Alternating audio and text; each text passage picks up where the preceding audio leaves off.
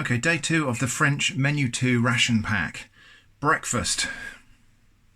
Now you'll notice we're not out in the woods again today, but we're going to make breakfast from the remnants of what we had left over from day 1.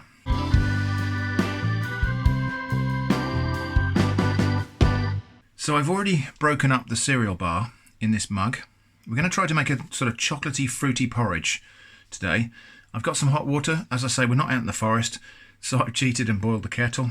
I'm just going to throw some hot water on top of those oats, well, that oaty breakfast bar. I'm going to get the hot chocolate mix in there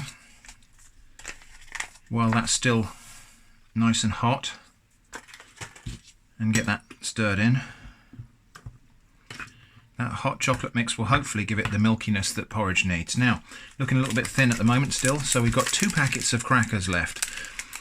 I did off camera, just before we started, I ate 1 packet of these chocolate crackers with that jam, just so I could go out and do a little bit of urban foraging near my house.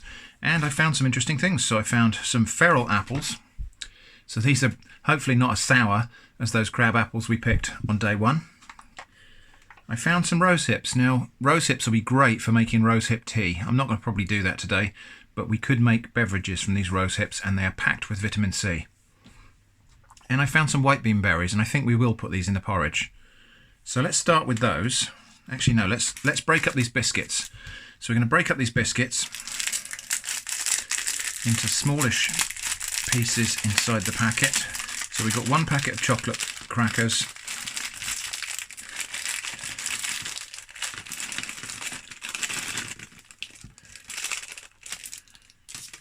and 1 packet of whole grain.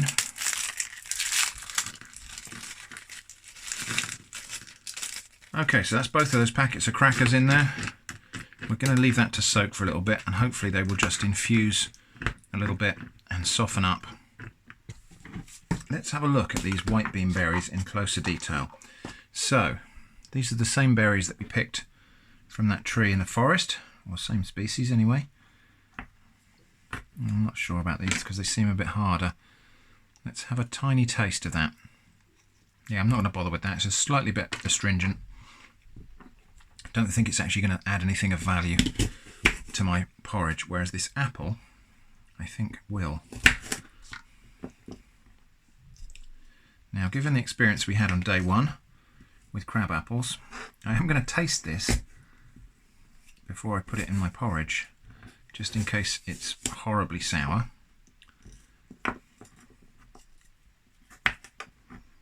So let's just taste a little piece. Well, it is sour, but it's just like a green apple flavour.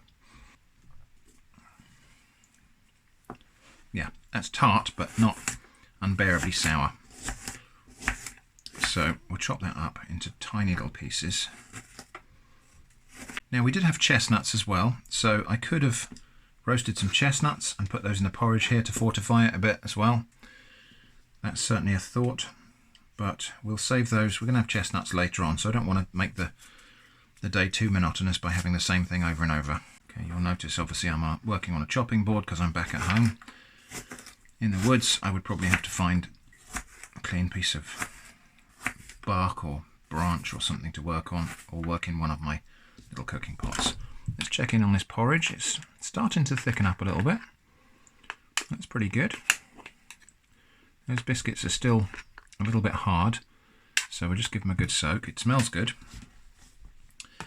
And we're going to add the fruit into it as well.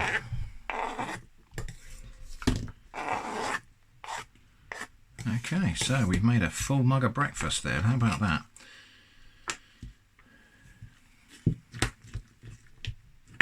Now, chocolate and apple, not a bad flavour combination. Chocolate and pear would be nicer, but we don't have pears. I'm hoping that's going to be close enough. Near enough is good enough. May have added just a tiny bit too much water there, so we've got a slightly runny porridge, but it doesn't hurt to be having that bit of extra water anyway, because we will need the hydration. So that's our kind of makeshift porridge made out of the crackers and the hot chocolate mix and the cereal bar. Let's give it a taste. That's really good. The apple's a bit of an unusual addition to a porridge, but it does go.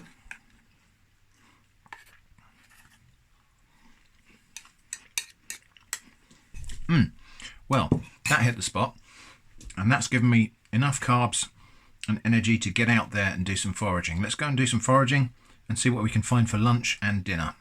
Okay, so these are chestnut trees overhanging here, and different spot from where we foraged before, but at this time of year, late October, it's not at all uncommon to just find chestnuts lying on the ground with decent nuts inside them. So we're going to forage a good amount of this, because this has got to try and bulk up one of our meals. But yeah, pretty good pickings here. We're doing okay. And in some cases you just find them, the chestnuts actually lying loose on the ground.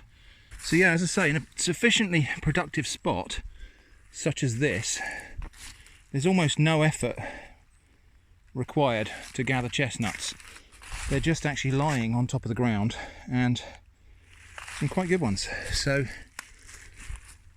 this is a really good energy source as well, because these things are packed with carbohydrates.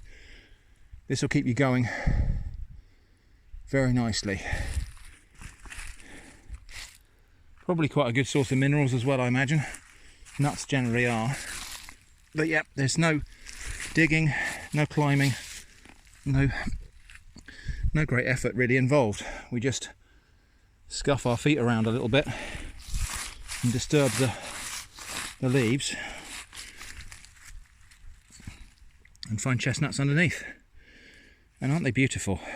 So anyway, we're going to have a rummage here, see what we can find, and then we'll head off back home and prepare a meal with it. Okay, now what we've got here in this bush, these are sloes, and it's a kind of very small, very bitter plum, and they're not much use for eating raw. I suppose they probably could be added to a beverage to give it a little bit of astringency and flavour. However, I'm hopeful that if we find sloes, we will find some larger plum species nearby. We'll keep our eyes peeled and see what we can find.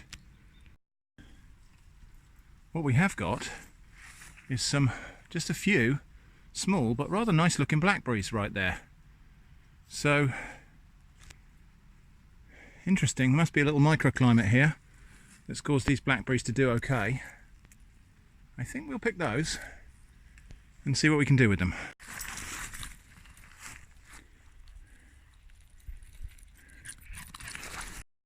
Okay, so objective right now is make lunch out of this tin of tuna and these crackers and whatever we can add to it. Now I've got some blackberries here.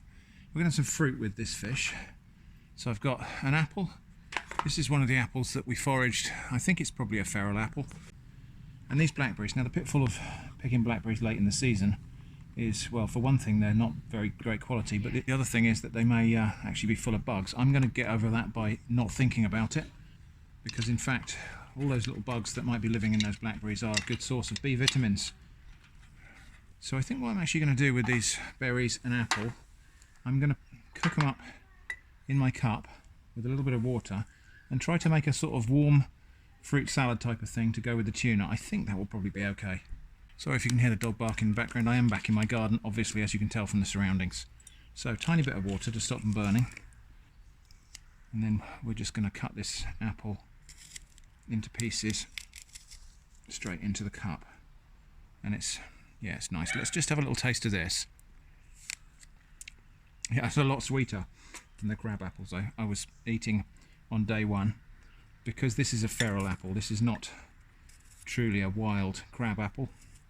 This is grown from an apple core that somebody's discarded, I suspect. So it's a good deal sweeter. We'll just chop that up into pieces and get that in the cup. And there's a fair bit of apple there for such a small fruit. There's actually there's a quarter of a cup of chopped apple there. So let's just get that gently simmering. Now we could add sugar here, but I'm not going to because I want a little bit of acidity to go with this fish.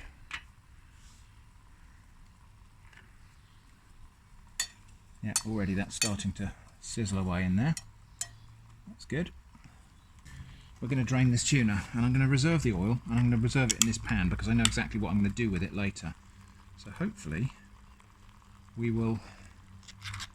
Oh no, it's tuna pate. Okay. Now I thought we were going to have some oil from this, but this is actually tuna pate. So let's have a look at it. Yeah, it's really strange stuff. It's like a sausage made out of tuna. Let's have a taste of that on its own. Yeah, it's pretty tasty. Okay, that's a bit of a setback. I thought we were going to have some oil from that we could use for cooking our evening meal, but we'll have to use some of the oil that we brought with us instead. So, yeah, that apple is starting to soften now, so just going to put the blackberries in there. Okay, so that's cooked down nicely, and those berries have started to smash up now, which is great. It actually smells really good. Get down. It smells really good and fruity. And I'm just going to give it a little bit of a mash, really, because I want to try to make this into a kind of a fruit compote, because I just have the idea that might be nice along with my tuna. Okay, so these are the plain crackers, and that's what we've managed to make with the apples and blackberries, and that looks alright to me. It actually looks pretty tasty. But the proof of the pudding is in the eating, so let's have a bit of this tuna pate on there, and some apple and blackberry compote. I have no idea what this is going to be like, actually. I can't quite imagine. So we've got a warm compote on top of tuna pate. Don't know, could be good, couldn't it? Let's give it a try. Yep, certainly is a bit strange, but I think it works. There's enough acidity in those blackberries, unsweetened like this, and in that apple, to lift the flavour of the fish and to work really well with it. So yeah, I expected that to be more like tuna fillets or chunks in there, but it's more of a pate. But it's nice.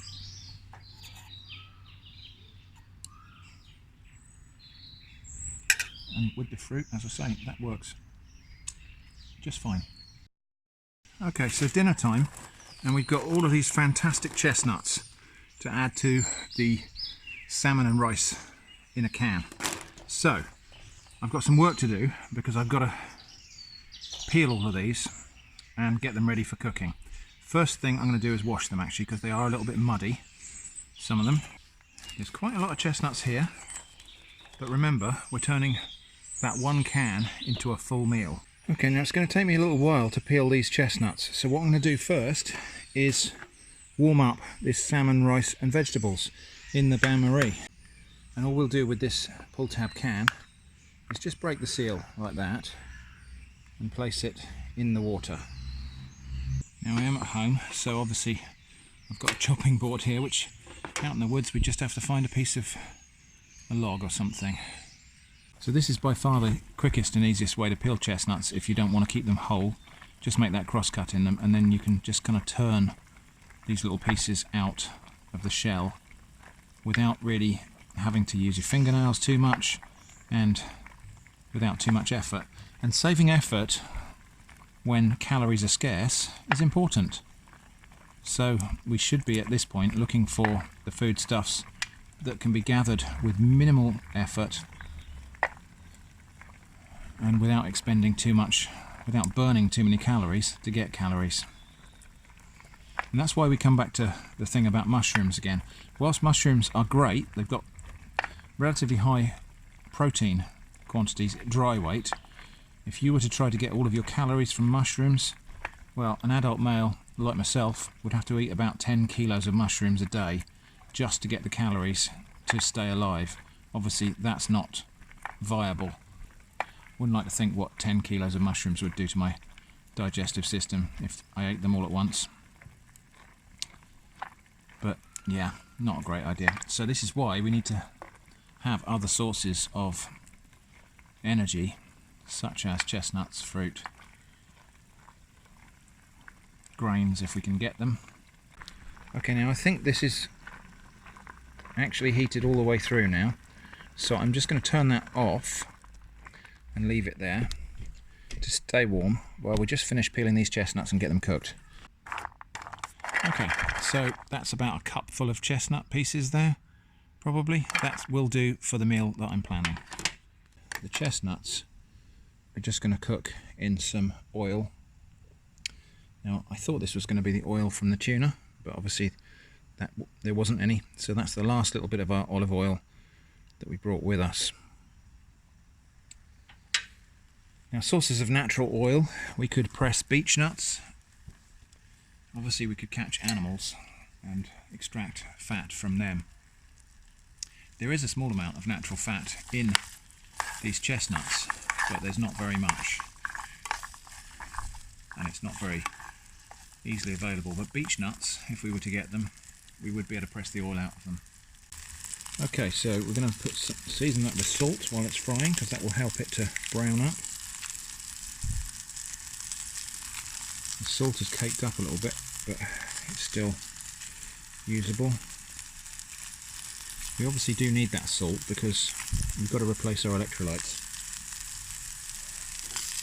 Obviously, as I'm working, I'm sweating and I'm losing electrolytes, so we do need to replace that salt. It smells like potatoes frying, and there is such an interesting similarity between chestnuts and potatoes.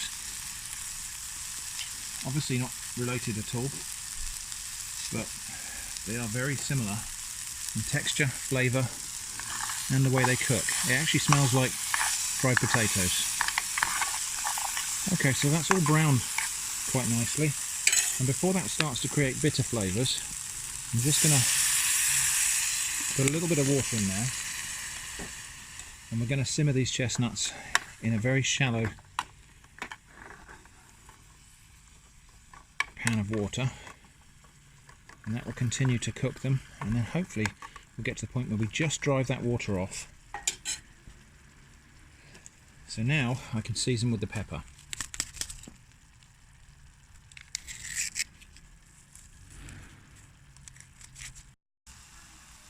Okay, so that's enough cooking. We're going to turn that off now and give these a mash. I must apologise for the noise of children shouting in the background. Can't do anything about that. We are at home in the garden and there are kids playing out on the green, playing some sort of make-believe shooting each other type of game. So we've just got to put up with that background noise. It's not as pleasant as the noises we hear in the forest, but it is what it is. Okay, so that's the chestnut mixture. That's probably about as chopped up as I want it to be now. Let's get that can of salmon open and see what this is like. So, it's still warm. Wow, look at that. It's a big old chunk. Oh, I hate pull tabs. You know I hate pull tabs.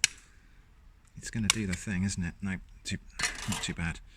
Look at that. It's a big solid chunk of salmon surrounded by rice and vegetables. That I did not expect. But, well, let's try a bit of this as it is, because then we can give you an impression of what it tastes like straight out of the can. Wow. It's really delicious. It's really buttery and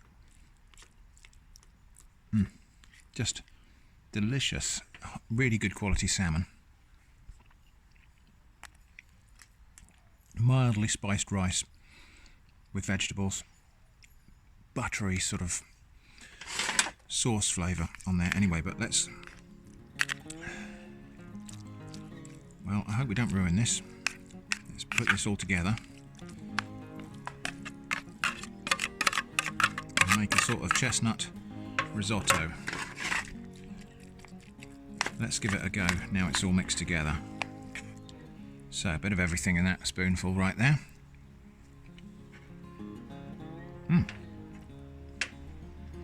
Actually, and do you know what? The chestnuts really add something to this, actually. The slight nutty bite of the chestnuts together with the rice and salmon is really good. That's probably the end of the review for this ration pack. So, conclusions. It was a bit strange that all the menu items were so similar to menu number 9, but I guess that's just the way it goes. Anyway, I hope that was interesting. Thanks for watching, and I hope to see you again soon.